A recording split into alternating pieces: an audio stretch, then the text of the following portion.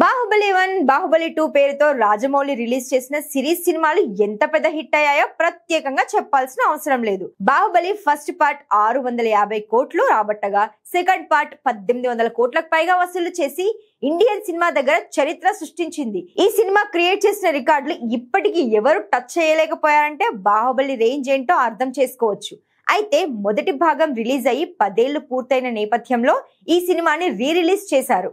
2 భాగాలను ఒకే భాగంగా మార్చి Baahubali the epic పేరుతో అక్టోబర్ 31వ తేదీన రిలీజ్ చేశాడు రాజమౌళి. మామూలుగానే రిలీజ్ సినిమాలు అంటే ప్రేక్షకులు ఆసక్తి కనబరుస్తున్నారు. అందులోనూ సూపర్ హిట్ అయిన 2 సినిమాలను ఒకే సినిమాగా మార్చి రిలీజ్ చేయడంతో కొత్త సినిమా రిలీజ్ రేంజ్ రెస్పాన్స్ వస్తుంది. ఈ సినిమాకు రిలీజ్ లో కొత్త ట్రెండ్ సృష్టిస్తూ ప్రీమియర్స్ కూడా ప్రదర్శించారు. దీంతో ప్రీమియర్స్ బుకింగ్స్ తోనే సెన్సేషన్ గా నిలిచింది Baahubali. Book my show bookings లో దుమ్ము దులిపేస్తుంది.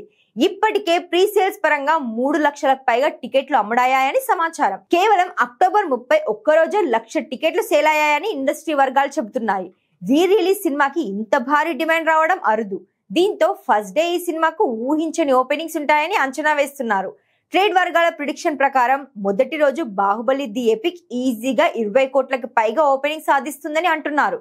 ఇదే జరిగితే బాహుబలి మళ్ళీ చరిత్ర సృష్టించినట్టే.